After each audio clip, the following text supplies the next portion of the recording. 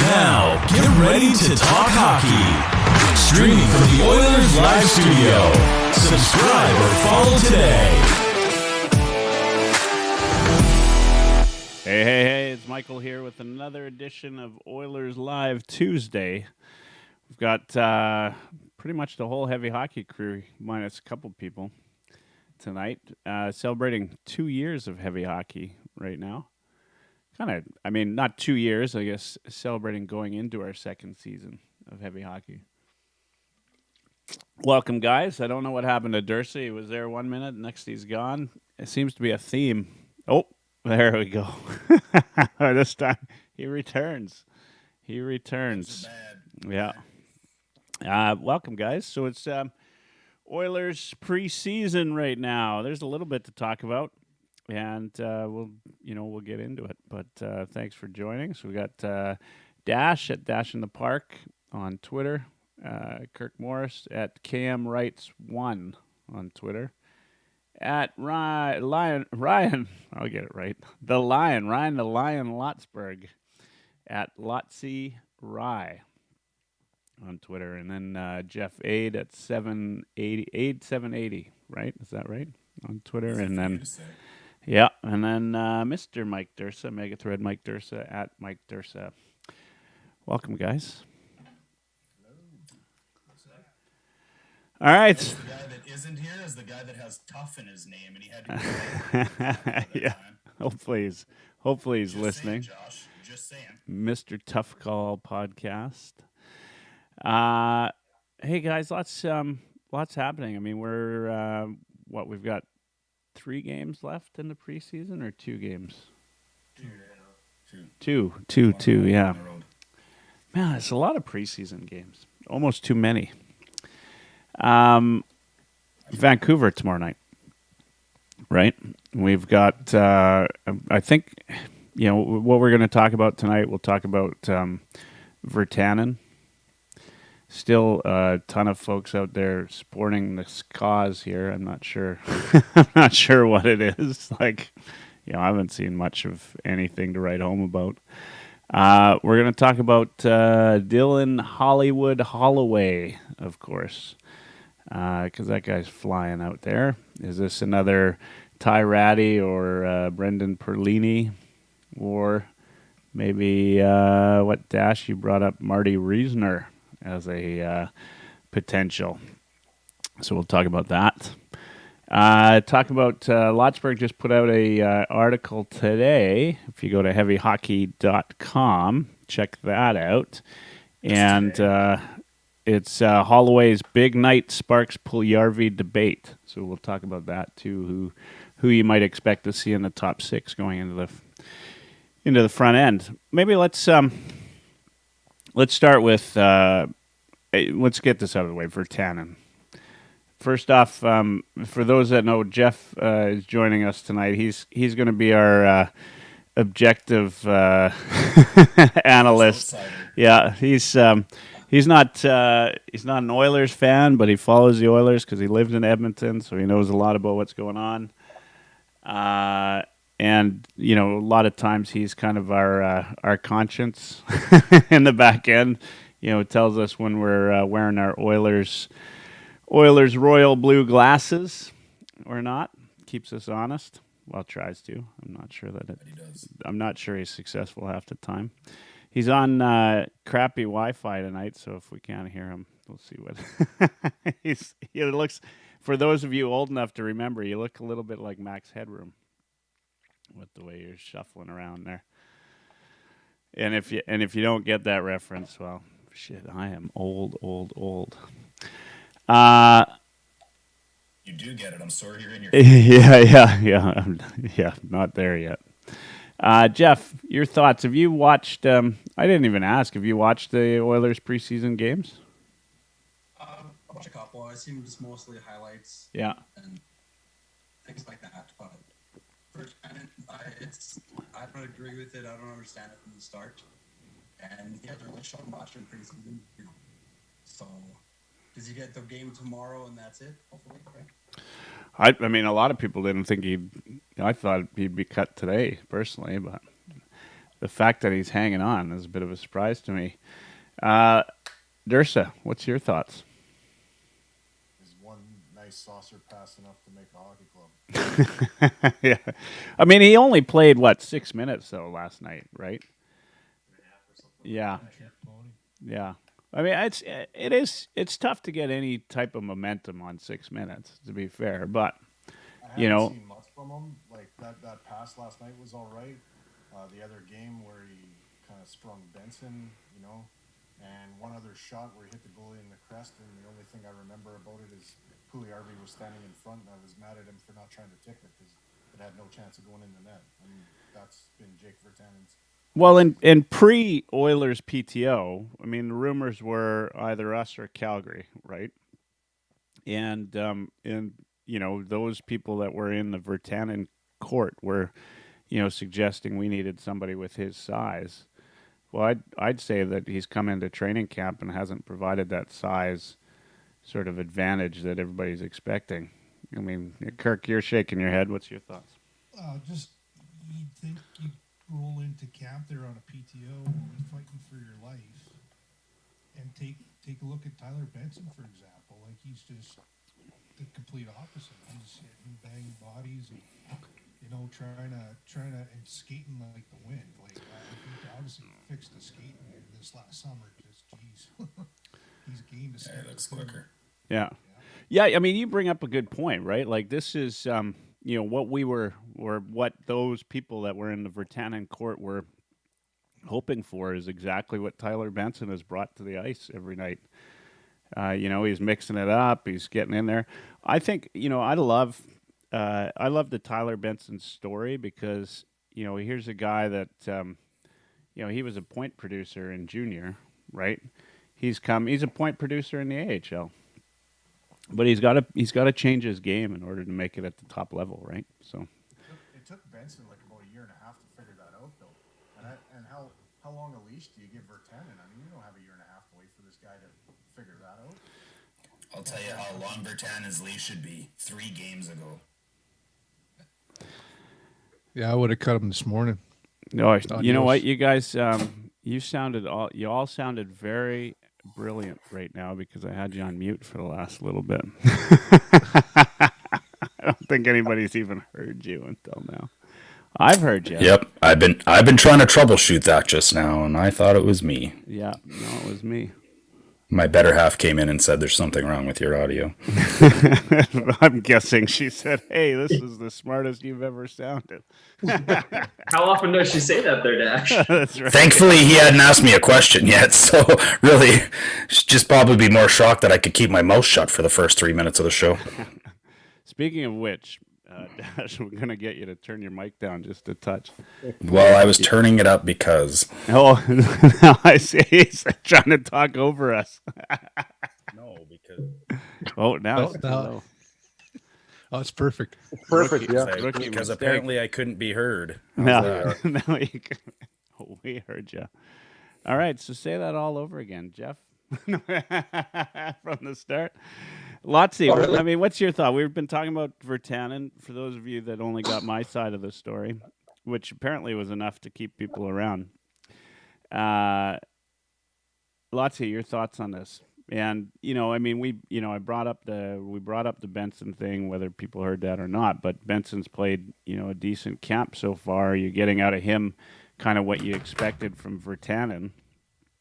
And we're there. I mean, what's your thoughts? Are you surprised Virtanen's even still on the camp roster? I mean, I'm not going to have anything too much different to say than everybody else. I don't understand why you brought him in the first place, and he hasn't really done anything to merit being in the camp this long, aside from being in, I think he counts towards the NHL veteran roster minimum for preseason games, so that allows them to rest some of their big guns for more preseason games. So there's a small advantage to having him stick around here. But honestly, last night's game, he takes a horrible penalty in the first period.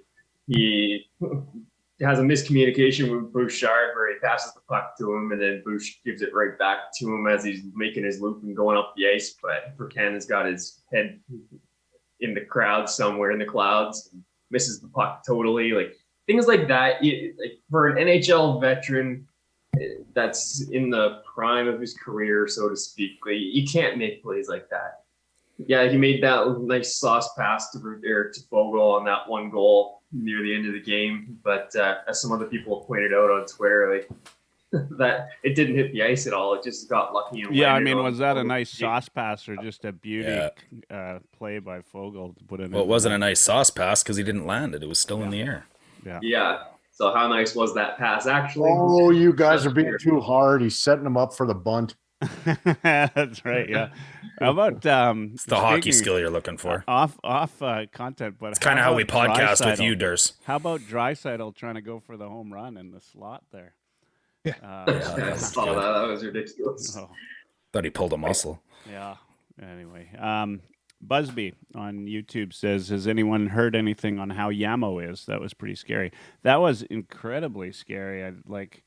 I watched a game. I watched the recording of it later, but I kind of was expecting for something. I'd heard that he went down. I can't believe he got up. I mean, that looked awful. Is there anything more come out of that? Anybody hear anything, or is he fine? I was in the rink. It's his ribs.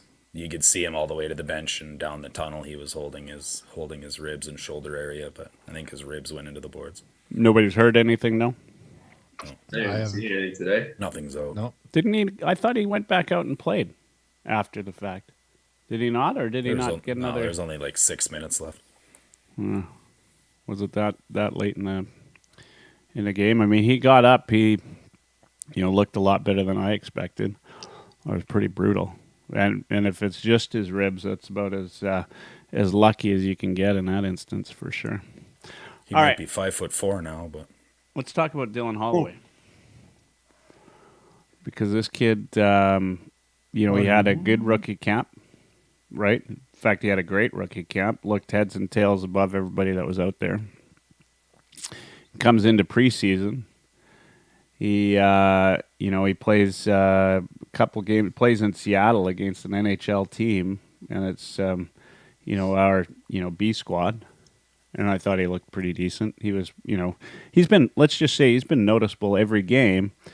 In fact, last game, of course, as we all know, 3 goals and an assist. He was the most noticeable player on the Oilers. And we're talking about Draisaitl and McDavid and everybody like that. Now, it's preseason. So as Oilers fans know, we can get excited about players. Ty Ratty, Brendan Perlini, any number of different preseason heroes, as you will, and only to find out that they're not going to cut it come regular season. In fact, on Stauffer, I think today, I heard Stauffer asking Saravelli if he thought Holloway could be a Calder Cup candidate, Calder Trophy candidate. So, only just a touch of excitement. Jeff's got a Twitter poll out there, Power or Holloway, and I think Holloway was leading last time I saw it. It's ridiculous. Yeah. Did you put a Twitter poll out, Jeff, about that? Yeah, well, you've got a ton of Oilers fans, so of course they're going to vote Holloway. Bill started actually. He thinks Holloway is going to be a nominee. So it got us talking, and it became who's going to be higher ranked between Power or Holloway. So I sent out a poll between who's going to make it further in the color race between Power and Holloway. I try to get my Sabre followers involved, but Holloway's still winning that poll. Well, I mean, it's a runaway for Power in any other city. I mean, it's like if you go off of preseason, but here's the difference, though, right? Like you saw Ty Ratty, like he had speed and preseason speed goes a long ways, right?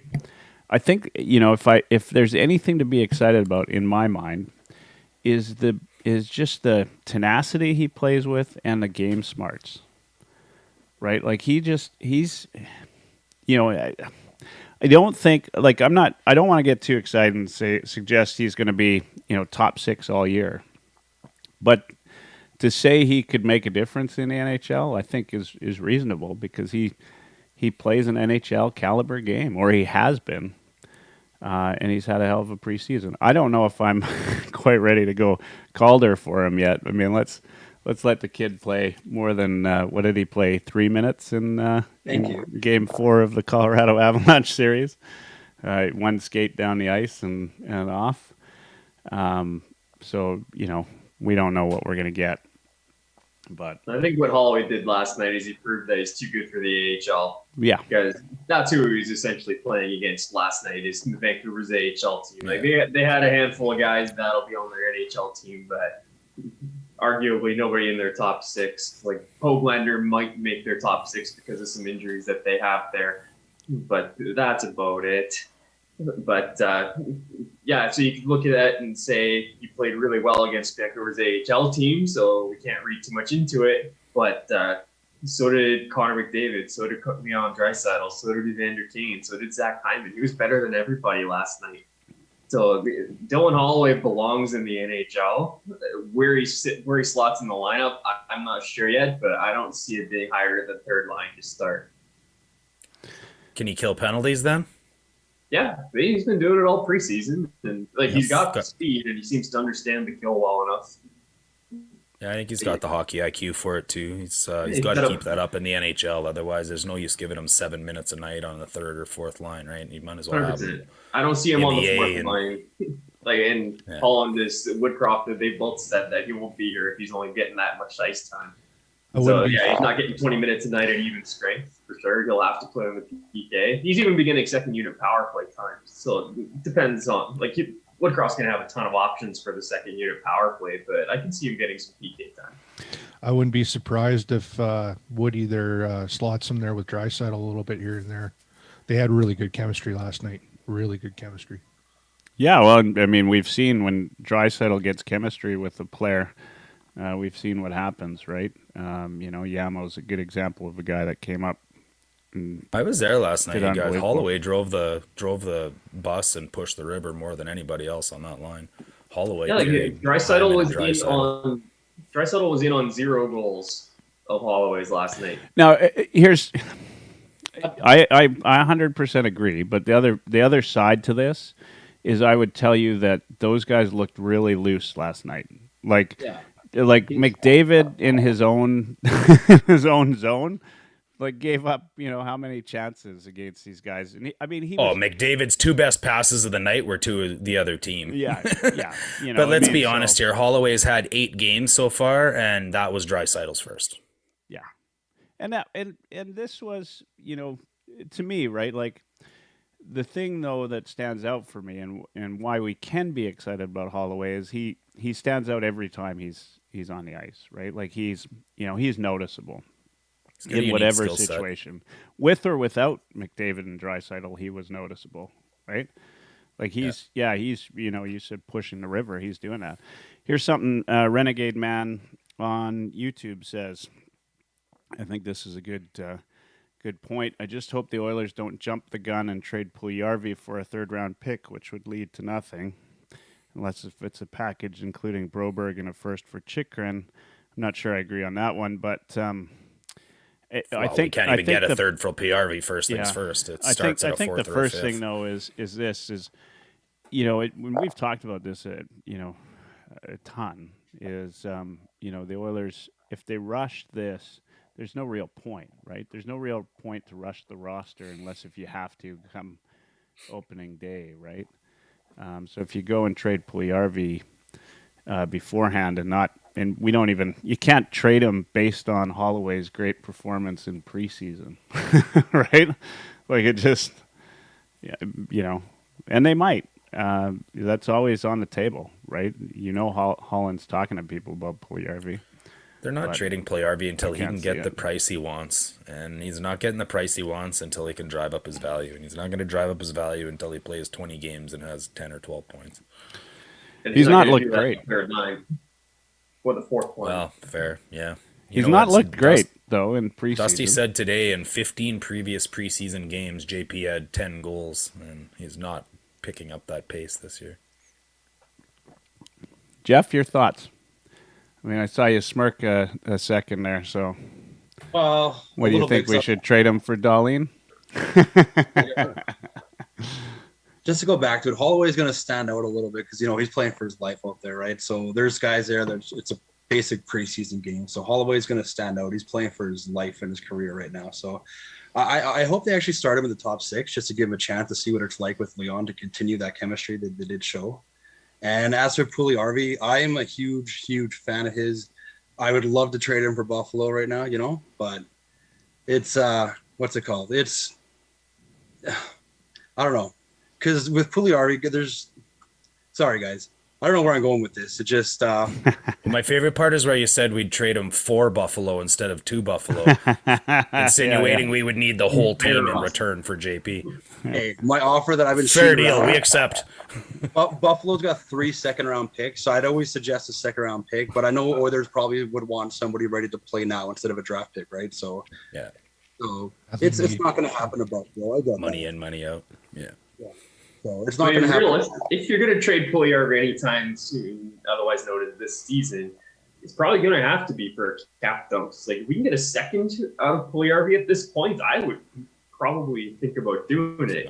My preference would be to hold on to the player because I too am a big fan of Puljujärvi, but getting a second out of it at this point, like he's not worth a 4th rounder anymore. I think we can agree on that. So getting a second. If Oliver Borkstrom gets 4th and a 5th, then JP is a 5th rounder. Let's do it for a 5th. Just saying. you get. Let's get this trade done. No way.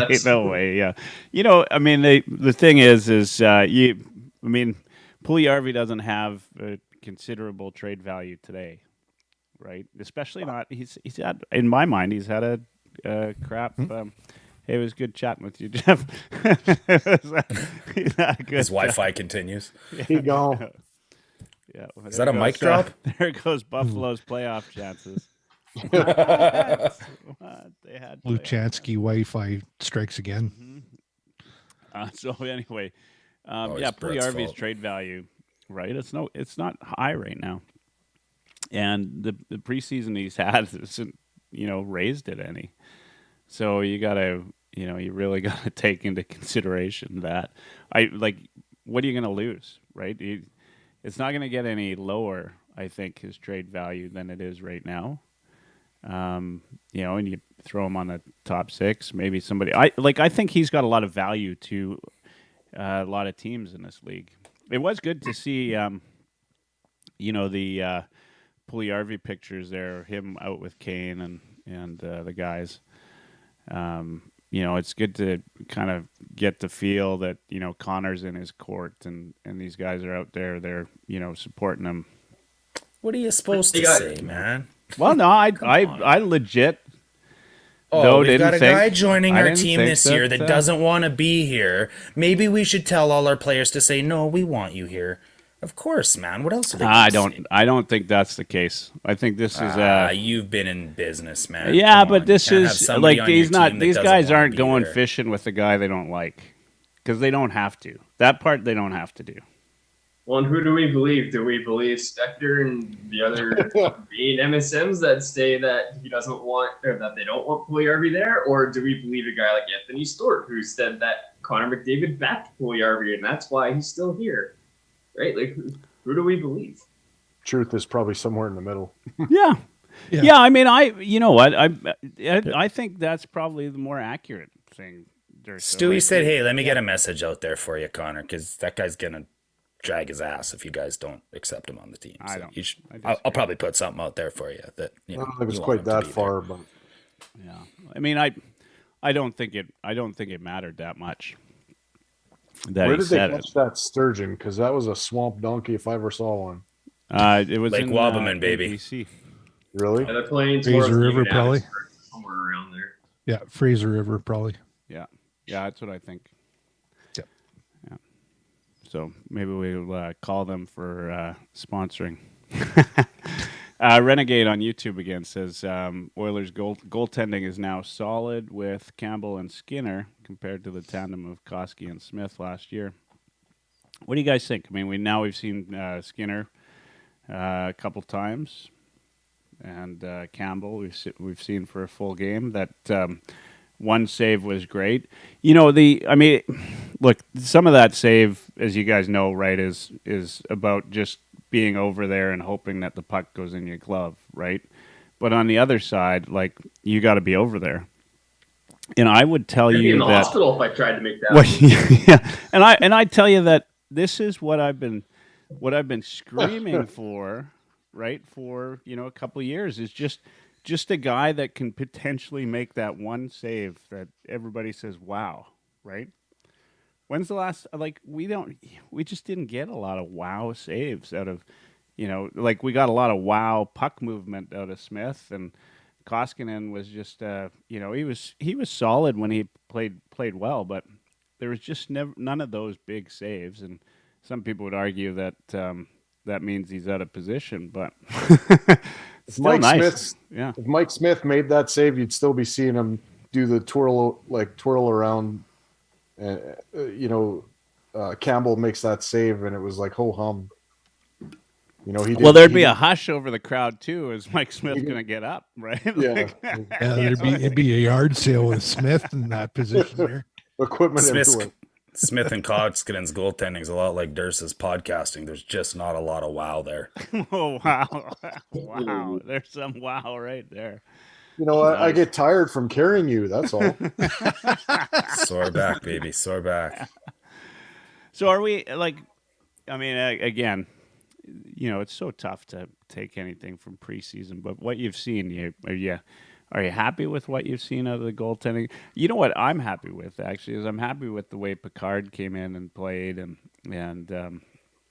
some of these, Rodrigue, and like these guys that are in the system that, I wasn't even sure about anymore. Like I felt like Rodrigue dropped off the face of the earth, and he came back, and I thought he played well, and outside of Skinner, I mean, the Oilers, I didn't think they had anybody that was, and I'm not, these guys may never play an NHL game. I'm just, you got to have somebody there that can come up and at least play, if somebody gets injured and is, can stop a couple pucks. Picard can do that. Right? And Picard can do that, yeah. I thought that was great.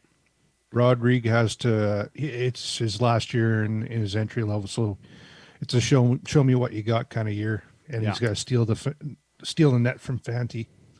I hate to say it, but part of me wonders if Rodrigue is there because his dad is there.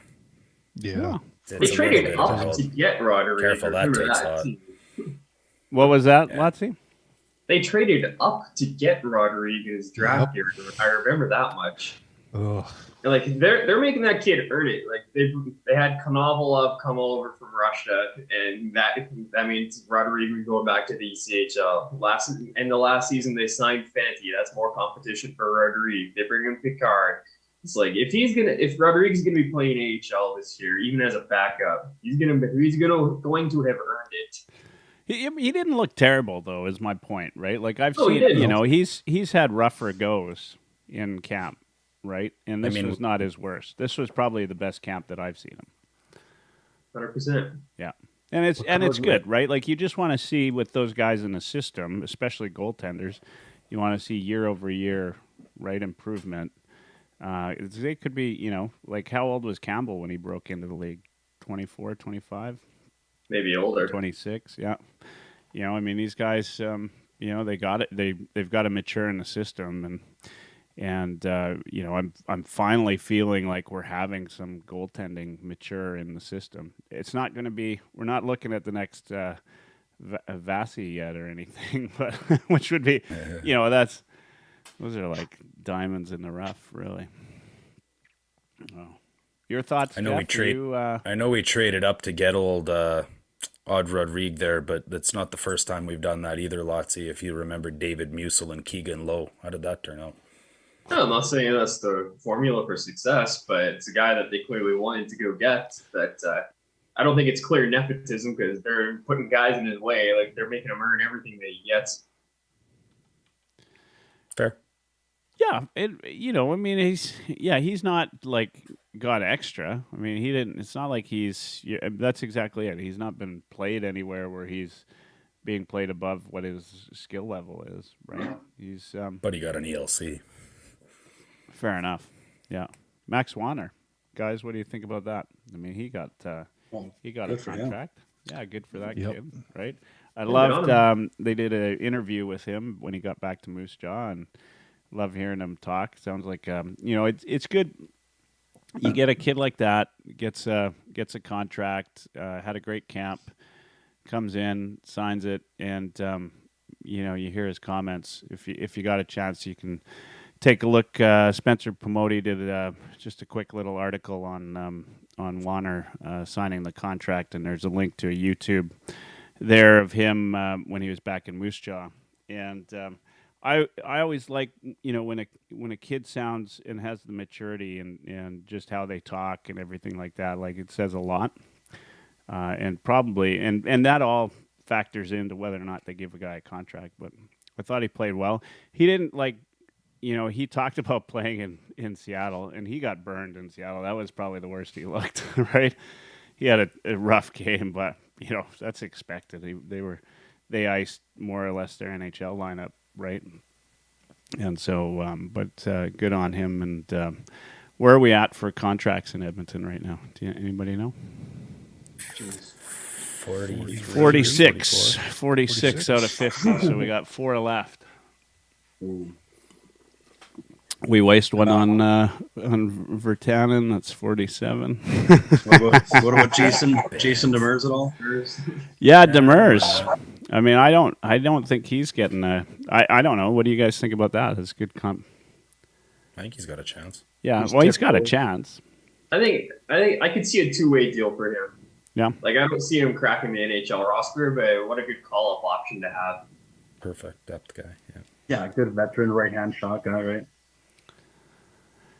Yeah, I think it was Stauffer's show saying that other teams were looking at Virtanen too, and that us giving him an AHL deal might be kind of where they go with it. But does he swallow his pride and take that, or does he want an NHL job and you just release him and let him go find one? Like,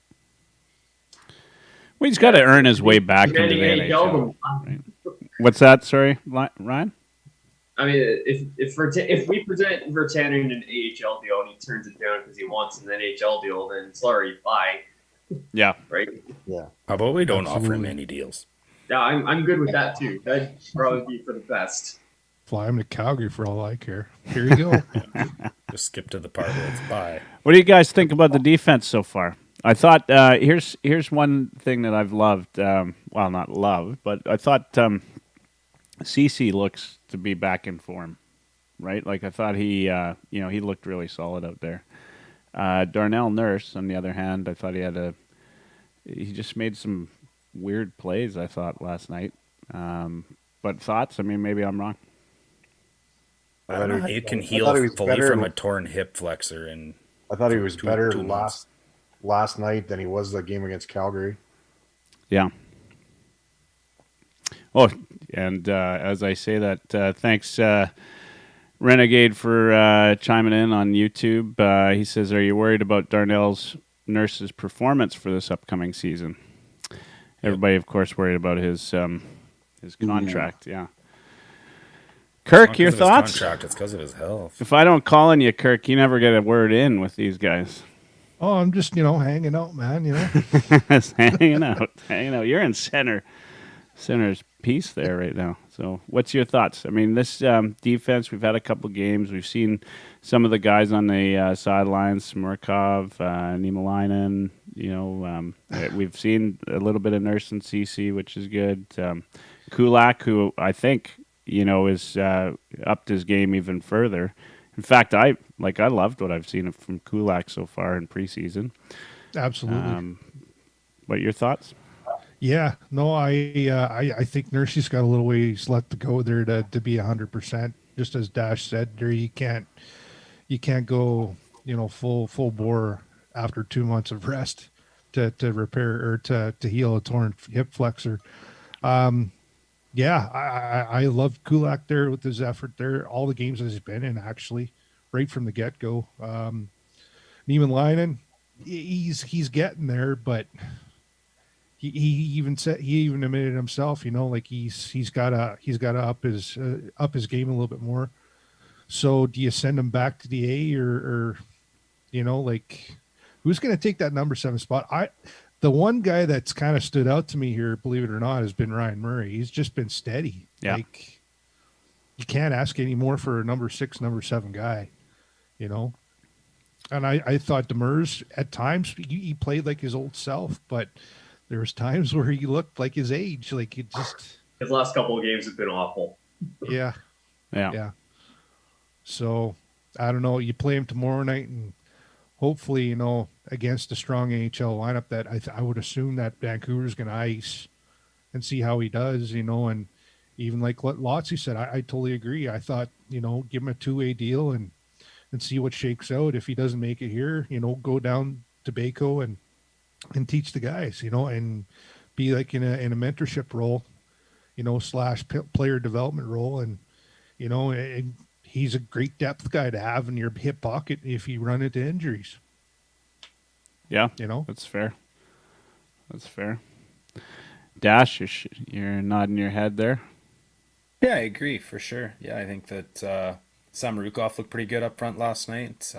Watching him live, he wasn't flashy, but did a pretty good job of protecting the crease and I think holding the line on I thought his skating's better. That's what I meant. Yeah, Holding skating the line has as the looked good. offense came for sure. I thought Benson's skating looked better. Looks like Bouchard is stronger, which is odd because he's such an old man. You'd think he'd have had his old man strength already. I just worry about the health. I echo that. I started it with Nurse. I don't know how you heal from a torn hip flexor in 2 months. So I just hope he's healthy. I hope he's 100%. And it's not easy to just start going full bore against NHL guys if you've got a deficiency like that. Yeah. And Darnell Nece, his strength is his skating, right? So you take that away from him, and it's a big hiccup. Well, I didn't find his skating was awful though last night. I just thought he made some. No, but in the playoffs, I mean, right? I mean, and I've always one of the challenges I've had with Nurse is he's great at rushing the puck up the boards and then just shooting it into the crest. And I'd love to see more out of him in that regard. I'm a Nurse fan.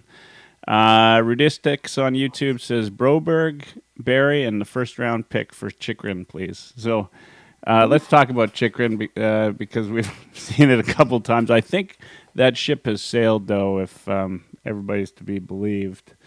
I think it ever touched shore. Yeah. Lotzie, I mean, you wrote an article about this. Talk about a couple of the reasons why Chychrun doesn't fit in this lineup, or in your mind. So first and foremost, the asking price is astronomical, and I think Chychrun is honestly a bit overrated.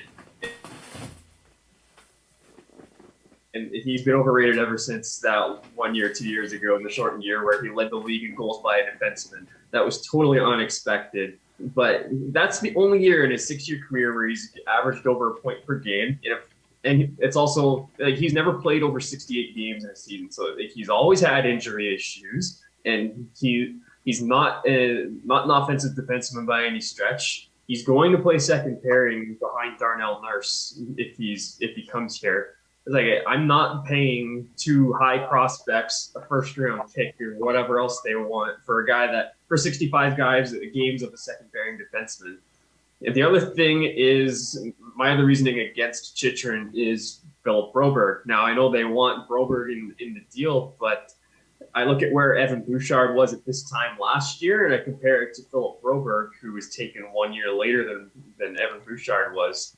Right, last year at this time, we were kind of expecting Bouchard to make the team. We weren't really sure where he would fit or how he would do, but established himself as a second pairing guy. Had scored 43 points with very little power play time. I'm not saying Broberg will have that same effect, but there's a very real chance that Broberg could pass Brett Kulak for second pairing left D by the time this season's done. If that happens, then you extend your championship window.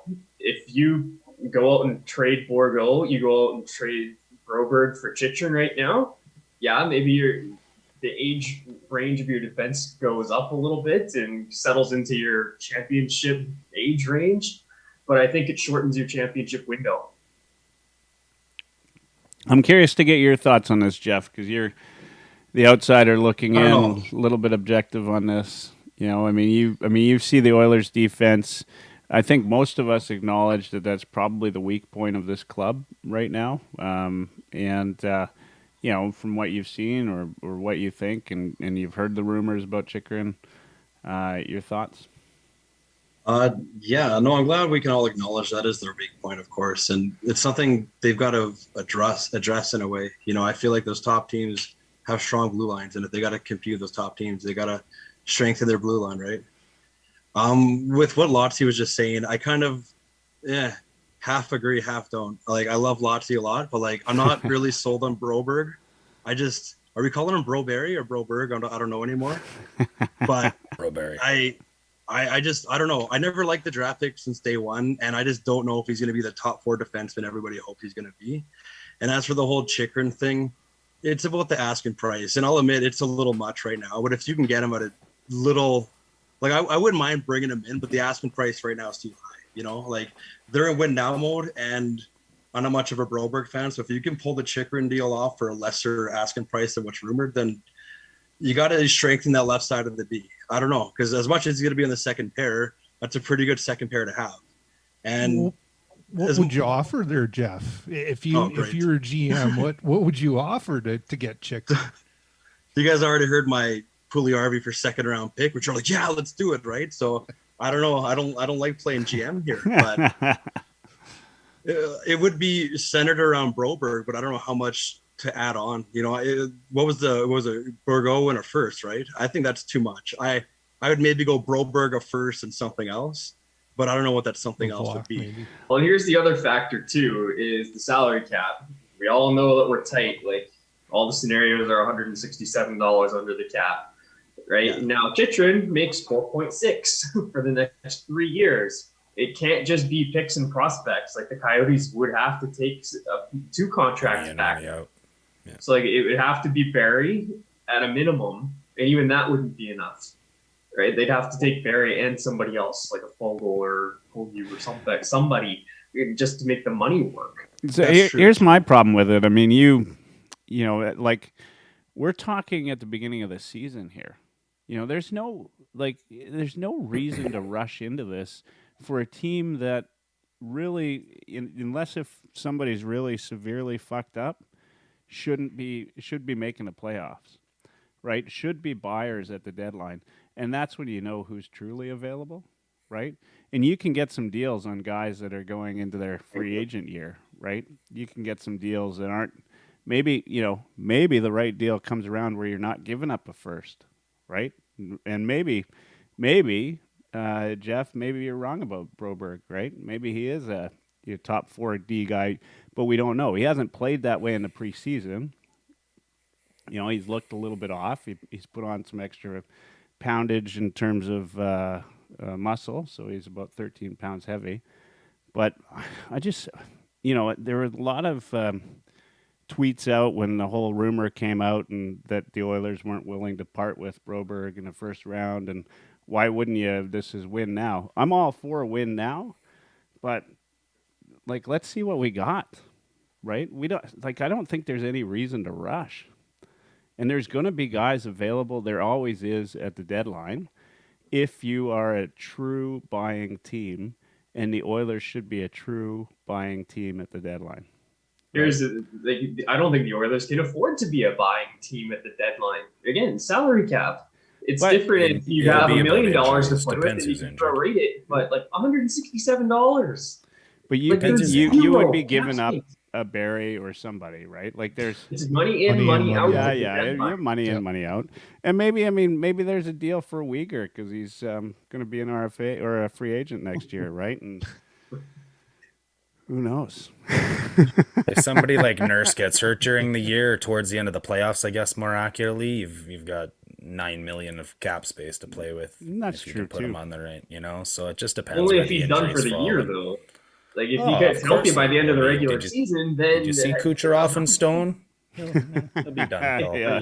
game one of the playoffs. They would have to ensure that happens, otherwise that money would be useless. Yeah, just to add in on the Chikrin thing, like honestly, I think it's a bit of BS that we're even talking about it this much anyways. There's been several people, including Gazzola, that said Holland called, found out the price, and didn't even talk to them again. Gazzola said that the team was shocked that it was actually out there in the media the next day, that Dreger had actually reported that the Oilers were in on it because it was such a short conversation. All that said, like Lotzi highlighted Chitrin's best year he's ever had, which was 2021, and he had 18 goals.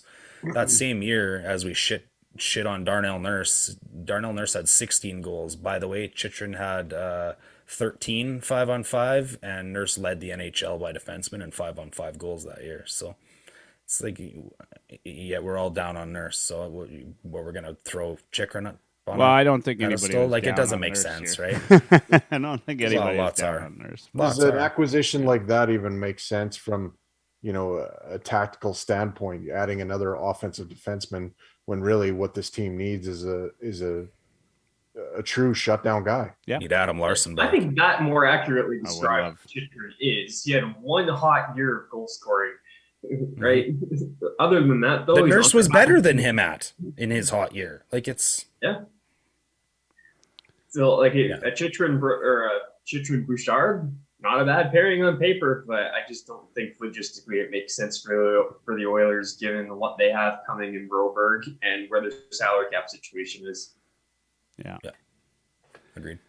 Yeah, I'm also kind of excited to see what this D-core brings when we get into regular season, right? When you've got everybody paired the way they're supposed to be paired, right? You got CC and Nurse playing, and Kulak and Kulak will be playing with. You got Barry and Broberg on the bottom. Kulak's going to be playing with Bouchard. Thank you. I got it now. Yeah, so I'm excited to see those six go out there and see what they bring. And also excited to see what Manson. Once they get some really good practices in as a D-core, see what they bring as well. Right, a different system, maybe a little bit more trust in your goaltending, which I think goes a long way to how you play your game. Look, I mean, anybody that's played defense understands that if you got a goaltender you don't trust behind you. And I've argued this for the Oilers for years now. You change your game up, right? Like tear a hamstring. You could tear a hammy. You just don't know, but you change your game up. I'm not suggesting that this is the best D-core in the league because I know it's a weakness. I'm just not sure that we've seen what they can bring to the table yet. And I'd love to see some games before we start adding or subtracting. And I'm kind of interested to see what Broberg brings once regular season starts. He's situated in the right spot, and I love I love the way that Woody and Manson utilized the players last year. I'm curious how they do it this year, and shield guys like we've talked about Samorukov and his play against the top line in the league at the time, and then never seeing another shift with the Oilers. That shouldn't happen, and I don't think it'll happen under this coaching leadership. Dursey, you've been quiet down there. And in fact, I don't know if you noticed, but that bear is like moving a little bit behind you. What's on your mind, my friend? I'm just happy he made the podcast and was able to get out. That's right. I just wanted to see his lips move, see if he was actually there, or if he put a. Thanks for coming up to the show, Dursa. Yeah, I didn't mind Barry's game last night, honestly. Well, he scored. Yeah. He seems to be moving well. Barry's consistently one of the. I know it's mostly on a power play, but he's consistently one of the top offensive defensemen in the league, right? And yet he gets no credit for it, right? Totally shit. Because he doesn't try until the playoffs. Yeah.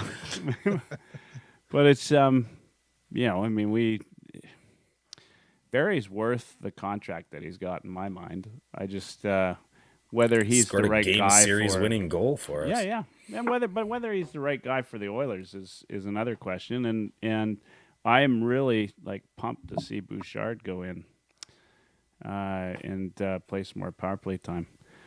The one little bit I've seen of Bush on the power play so far, he looks like he's moving the puck a little quicker this year, which is that was my criticism of him during last year when he was on the power play.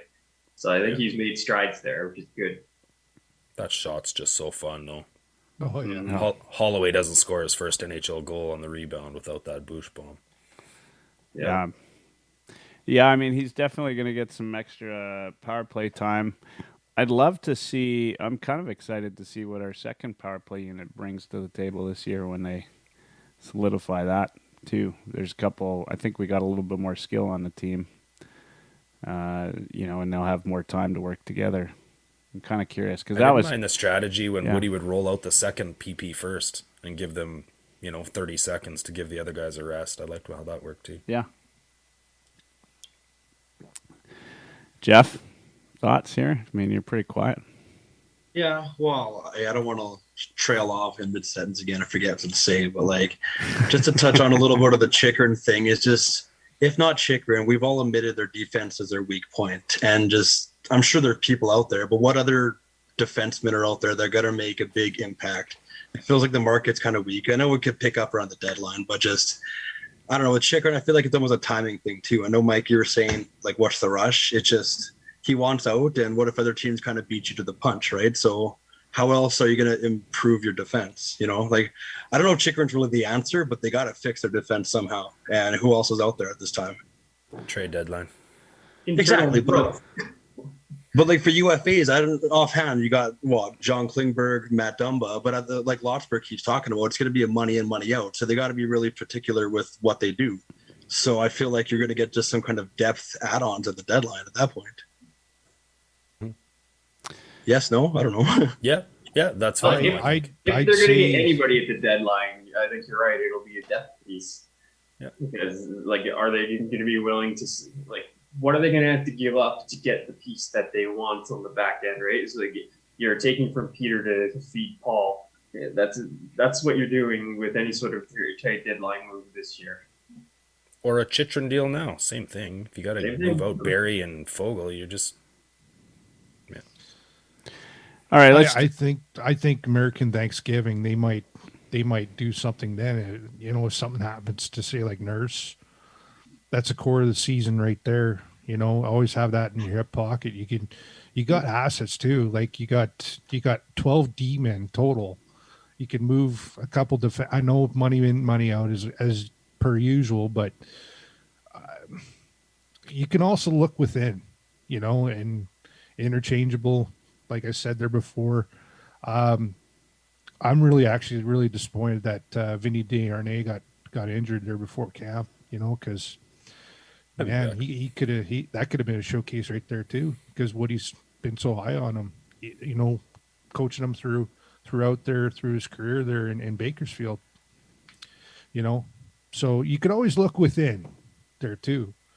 Yeah, let's say Nurse does get hurt, right? You got Kulak, who played top pairing with Petrie in Montreal the year they went to the Cup Finals.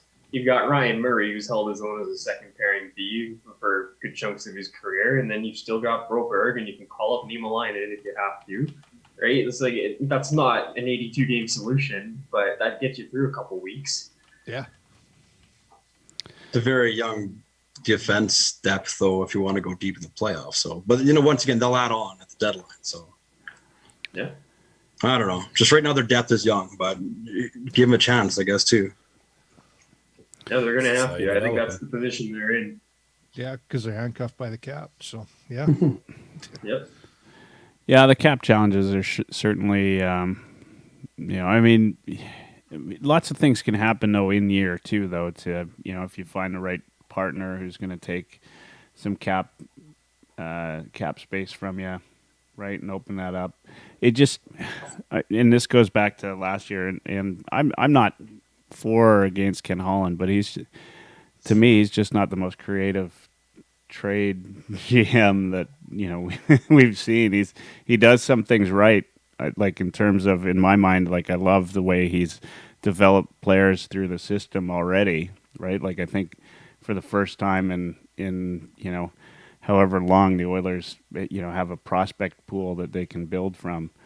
I think that's great, but he's just, if you go back through his trade history, I don't think there's anything that screams that was like, you bring up trade living, right? Like getting Uyghur and Huberdeau for Kachuk.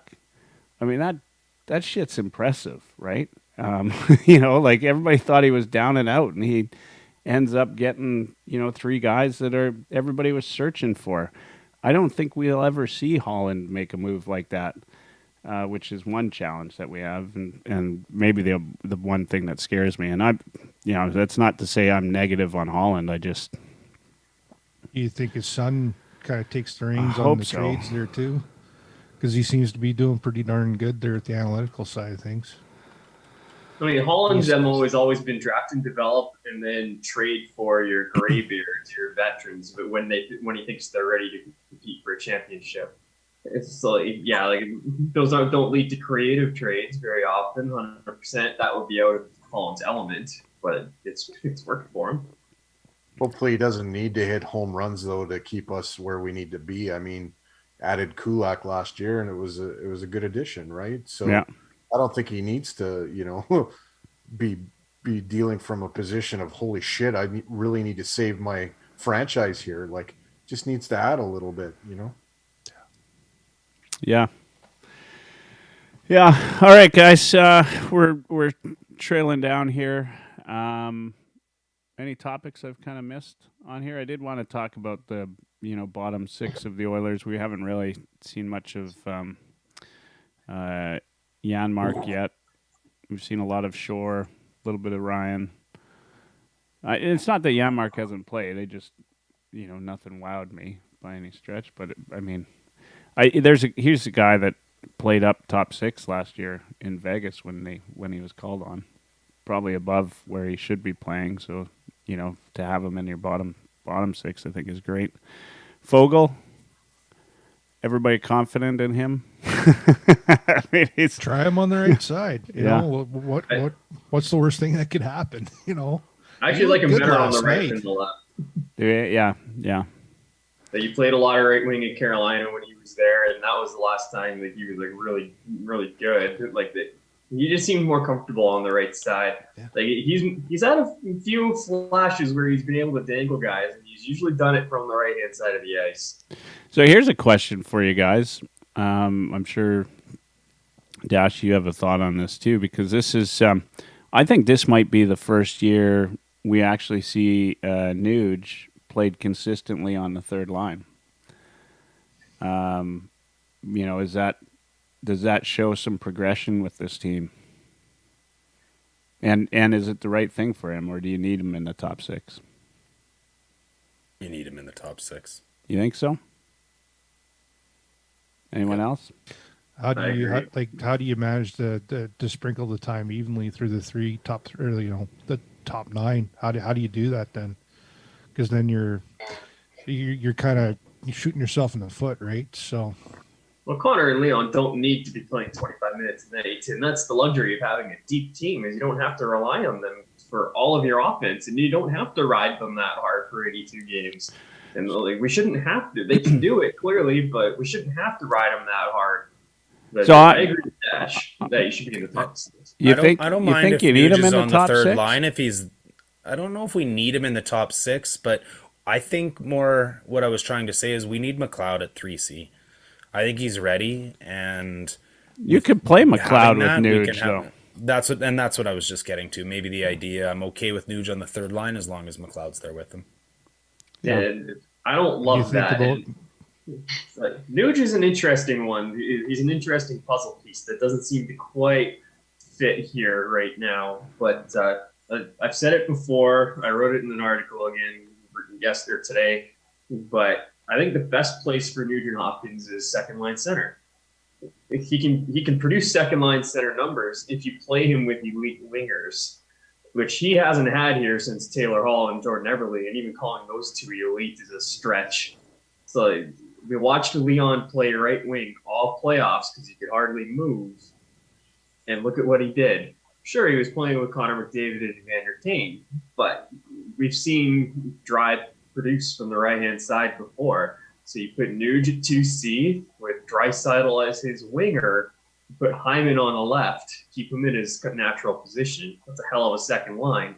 And then suddenly you don't have, like, if you don't have Nuge in your top six, you got two spots open for guys that probably shouldn't be there, whether it's Holloway or maybe you argue Puljujärvi or Gammo. Like, having two of those three in your top six makes your top six weaker. Having Nuge on your third line makes your third line better, but then you don't give Nuge an opportunity to succeed, right? And that's how you win championships: is you put guys in positions where they can succeed. Second line center is that spot for Nuge. If that's the case, then Dry and McLeod still need to be taking faceoffs.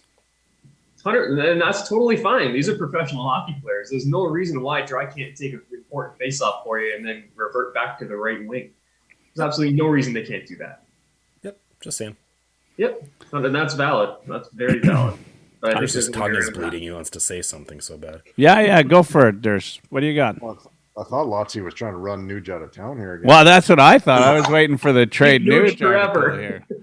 He's so important to our special teams, and he can be a contributor at 5-on-5 if he's utilized properly. Yeah, but he needs to play center, and he needs good wingers around him. I like more like Jujar Kara and all the other garbage he's had to put up with over the years.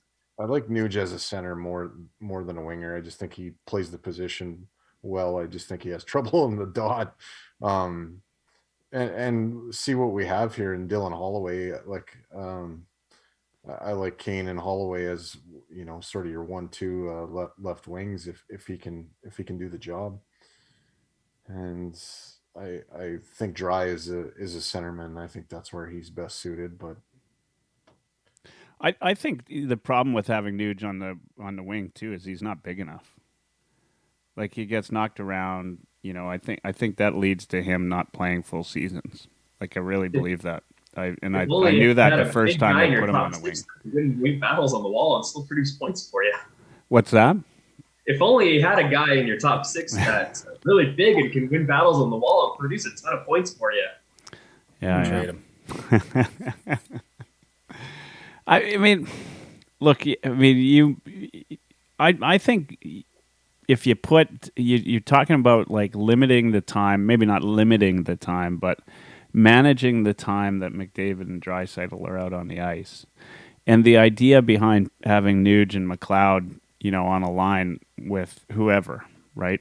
Maybe it's Fogle, right? And JP, there's some space. Wizards. Put Holloway in there, right? Like, if you're managing the time of Draisaitl and McDavid, then Holloway can get some extra minutes on that line. Yeah. And that's a hell of a third line. In fact, that's the kind of third line that people end up talking about at the end of the season, that say, hey, that third line in Edmonton's not, you know, that's a force, right? Like, that's what we've always... Holloway and Nuge, that's a fast line. Yeah, and a good line, right? Like, but here's the other idea why, or here's the other reason why I like my idea of putting Nuge at 2C and moving Dry over to the right, because it knocks one of Yamamoto or Puljujärvi down to a third line. There's a guy those are two guys that are giving you middle six offensive numbers right now. Playing top line, maybe a little, that's punching above their weight class, but playing either one of them on the third line with somebody like a Nuge or a McLeod or a Holloway, like, you got speed and you got size and it's got some offensive punch. Yeah. So I like it. I like where you're going with that, except I would put Yemo or Puljujärvi on that third line and knock Fogle down to the fourth line, where his offensive production suggests that he should be. Yeah, I mean, I have got a point though. We got to keep those glass shoulders out of the corners. Yeah. Yeah, I mean, that's Nuge played a full season prior to playing wing, right? Like, he had one full season in the last 4 years, and he played majority center that season, right? Yeah. He's just not big enough. I mean, he still wins, you know, wins puck battles. He's doing all the right things. He's a good winger. He's just not big enough. The guys are getting bigger in the league, and he's not big enough. All right, his guys. His production at 5-on-5 has just plummeted ever since he's been utilized as a winger. Yeah. Yeah. I think we've done everything we can tonight. We've solved all the Oilers' problems. A little bit, a few of Buffalo's problems too. Yep. Do they don't have any. They're going all the way this year, Buffalo, right? Now that Eichel's gone. Eichel was the problem, was it? Well, yeah, he was the problem. But pump the brakes a little bit, They got predict something ECHL like- goaltending. Hey, be nice. Eric Commer's gonna surprise people, man. Yeah. We'll have to do a show on Buffalo Kirk has said that. one day. Yeah. One day soon. Actually, They Jeff, play early in the season.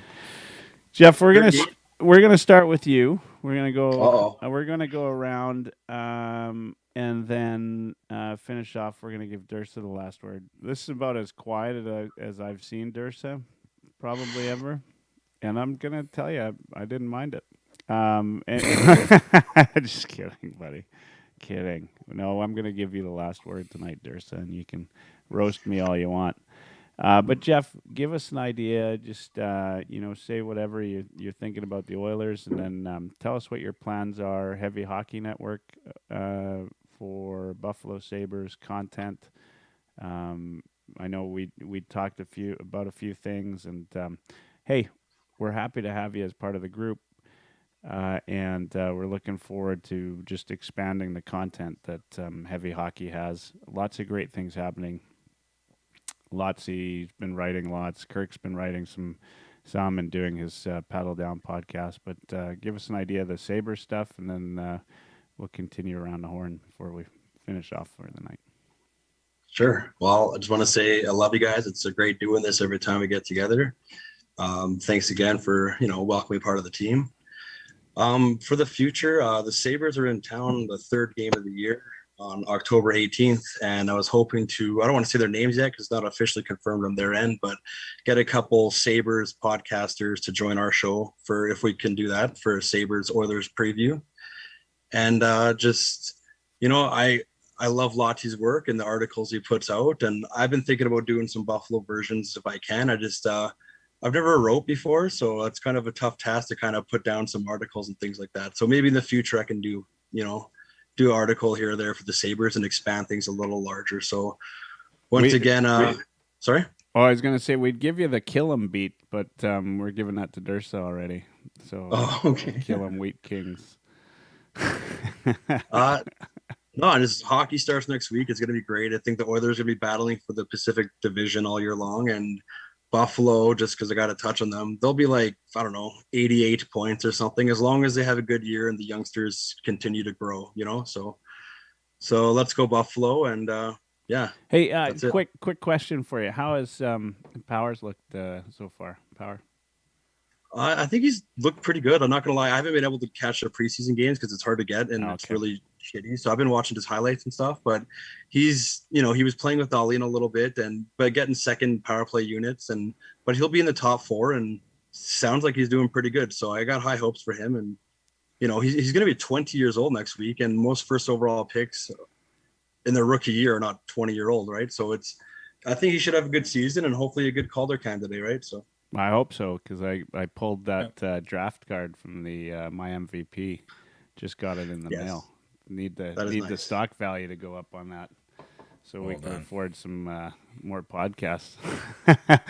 Lotsy, over to you, writer extraordinaire. Check him out on heavyhockey.com. He's been. Let me get this right before I talk about it. He's been doing, after every preseason game so far, call-outs, standouts, and shout-outs. And, we said before we got online that they are definitely worth reading. I don't, I've said this before, I don't always agree with everything you put out there, but I love your arguments about it. And that, that means a lot, right? Like, they're based in sanity. And so, I praise. Yeah. Like I love reading it, and you definitely look at things quite often very differently from how I look at it. But on occasion you've changed my mind, so that's a pretty big deal. Me too. Anyway, thanks for doing all the content. And what do you got on Oilers preseason and maybe some other stuff that's in the works for you. Yeah, sure. And thanks for all the kind words. It's always a pleasure to put out the content that I do. And I've been having a lot more time to put out a lot more content lately. So I'm going to keep that up for as long as I can.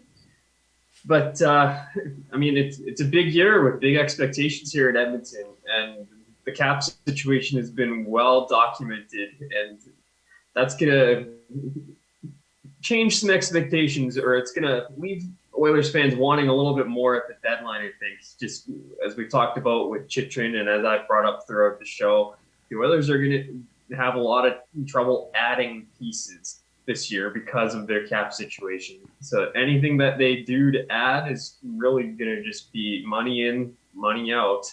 So as much as we are an elite team right now, we're a Stanley Cup contender, we're in win now mode, but that doesn't necessarily mean that we're going to be in buy now mode. So I think we're going to be relying on a lot of internal growth from guys like Dylan Holloway and Philip Broberg this year. And I think that's the right move because, as Ken Holland said when he was hired, it's about building the team that can contend now and down the road, right? So if we want Connor McDavid and Leon Draisaitl to stay beyond the end of these next contracts, then we need to show them that we've got a plan in place to stay competitive down the road.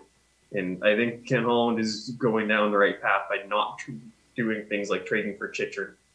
Yeah, good points. Kirk, we're going to you next. Kirk, of course, does some articles for heavyhockey.com.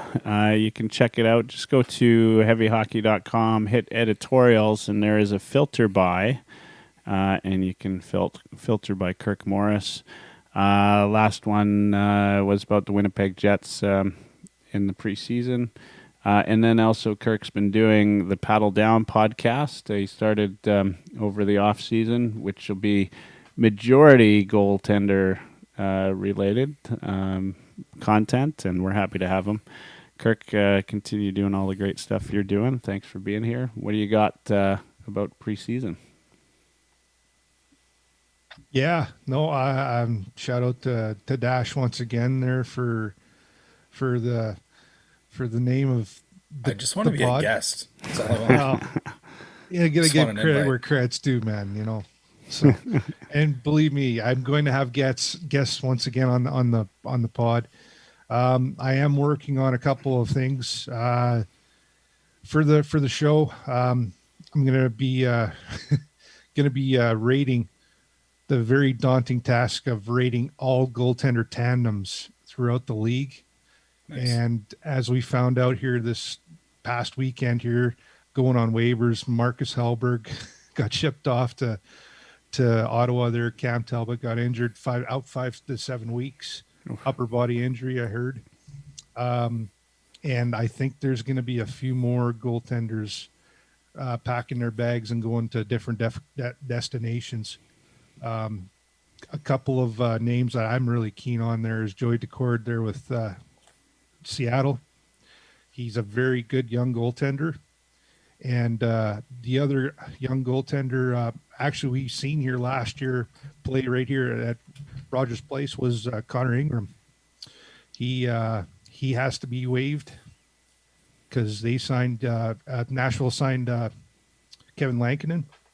So it's going to be an interesting next couple of days. I should say, and then next week when the regular season does kick off and the final rosters have to be tallied. So, yeah, and going to be working on an article there for homegrown goaltenders and the importance of growing within rather than trading for. Dash has been big on that. So that'll be a good read. Some research for you.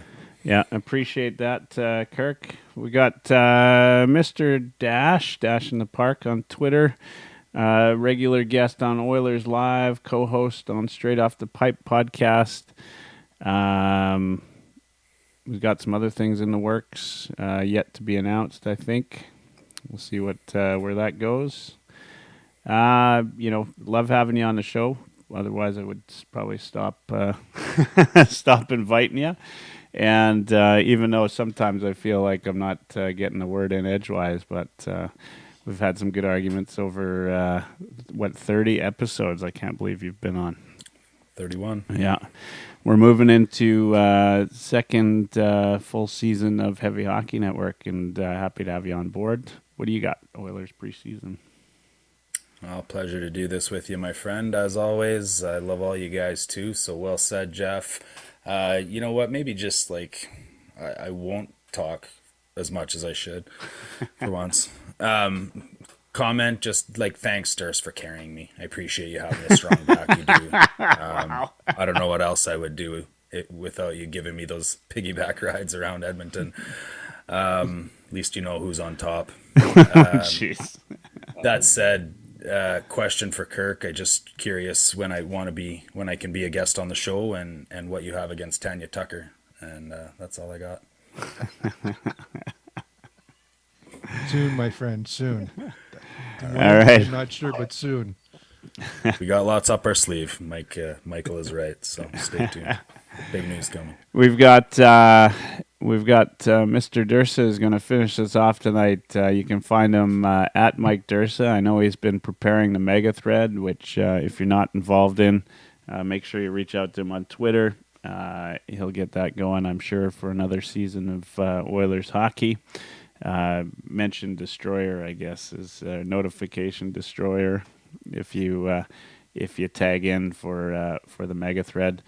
Durst is also co-host to Straight Off the Pipe podcast and has done a few articles on heavyhockey.com. Been also a big part of the Oilers Live podcast over the 4 or 5 seasons that I've done it. I don't know if I think Dash might have surpassed you, and he's been going hard at being the weekly guest here. So you're, I don't know, you're probably down the list now, Dursa, but still number one in my heart, man. You get the last word tonight, and as everybody knows that tunes in, this is how we do it. I shut myself down, put it on mute. Our guest gets to take it away and say whatever the hell he wants or she wants, in whatever case. And I don't get to say shit, so I just gotta sit down and shut up for a bit, which is incredibly difficult for me. So I'll say one last thing, which is make sure you subscribe if you're not subscribed already at youtube.ca/heavyhockey. Make sure you check out heavyhockey.com for all those articles we're talking about. I mean, it's been daily content lately, mostly by Lotzi, I have to say, so thanks for that. But a couple of the other guys have been pushing some articles out there, and I see a lot in the drafts on the back end, so a lot of good articles coming out, which is great. Lots happening, some big announcements hopefully over the next week, which I think are pretty awesome. Heavy Hockey Network's growing. If you if there's something that you think you can bring to the table or whichever, please feel free to reach out to me. I mean, we can chat about how to get you involved if it makes sense. So, and of course, I appreciate all you guys. Eric Friesen, Josh from Tough Call, Spencer Pomodi, who does some prospect work, Luchansky, who did he did 2 articles, 2 official articles, but maintains a very strong presence in the group chat. So he's a big part of our day-to-day here at Heavy Hockey Network.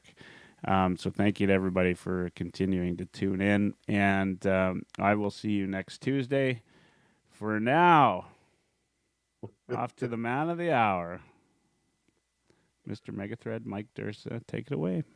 It's hard to follow the see you next Tuesday segue there, but year 2 of kind of the network is exciting. This off season here, me and Dash kind of sort of took it off from Straight Off the Pipe pretty much, but Ryan definitely hasn't. Kirk definitely hasn't.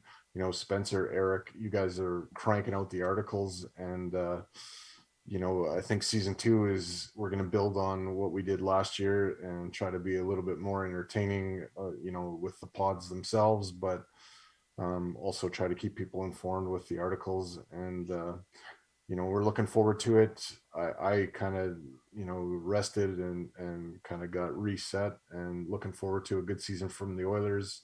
Um, I don't think it's cup or bust for us this year, but I feel like we need to be in the conversation again and, start to push towards that goal of getting there. And, this is where Ken Holland needs to earn his pay and, take the season to evaluate what we have and um, maybe make some moves to transform this team from just kind of being on the cusp of getting there to actually getting there.